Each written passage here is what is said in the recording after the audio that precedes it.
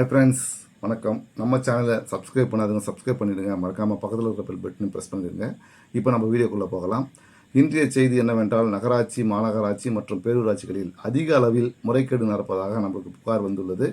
இந்த புகாரின் அடிப்படையில் மனுக்களை அதிகாரிகளும் செலுத்தினால் அதிகாரிகளும் வந்து ஆய்வு மேற்கொள்கிறார்கள். ஆனால் என்ன நடவடிக்கை எடுக்கிறார்கள் என்பது புரியாத புதிராக உள்ளது என்று சமூக ஆர்வலர்கள் குற்றம் சாட்டி வருகின்றனர். முதல்வர் செல்லுக்கு நாம் புகார் அளித்தால் அந்த மனு அவர்களுக்கே வருகிறது. அவர்கள் பார்த்துவிட்டு புகார் சரியாக இருக்கிறது, இதில் எந்த குறையும் இல்லை, இந்த மனு நிராகரிக்கப்படுகிறது என்று பதில் தருகிறார்கள். ஆகவே முதல்வர் தனிப்பிரிவுக்கு வரும் புகார்களை கண்காணிப்பதற்காக தனி குழு அமைத்து விசாரணை மேற்கொள்ள வேண்டும் என்று சமூக ஆர்வலர்களும் ஆர்டிஐ நிறுவனர்களும் மற்றும் பொதுமக்களும் தெரிவித்து வருகின்றன. முதல்வர் செல்லுக்கு வரும் புகார்களை கண்டிப்பாக தனி குழு அமைக்க வேண்டும் என்பது கோரிக்கையாக உள்ளது. முதல்வர் ஆய்வு செய்ய வேண்டும்.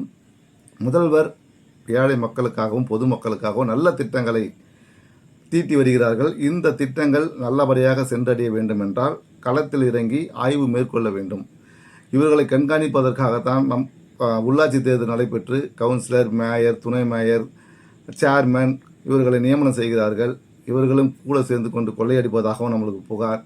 இவர்களை கண்காணிக்க அமைச்சர் அவர்களை நியமனம் செய்கிறார்கள். தொடர் ரீதியாக அமைச்சர் காதுக்கே செல்லாமல் தடுப்பதற்காகவே உதவியாளர்கள் வழியிலே நின்று கொண்டிருப்பதாகவும் குற்றம் சாட்டு வருகிறது.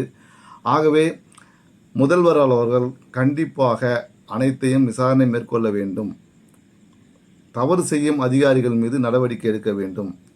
ஒரே துறையில் 4 ஆண்டுகளுக்கு மேல் பணியாற்றும் அதிகாரிகளை மாற்றம் செய்ய வேண்டும் என்பது குறித்து சமூக ஆர்வலர்கள் கோரிக்கையாக வைக்கின்றன. மாற்றம் செய்வார்களா? பொறுத்திருந்து பார்ப்போம். நன்றி, வணக்கம். செய்திகளுக்காக உங்கள் பிரியன்.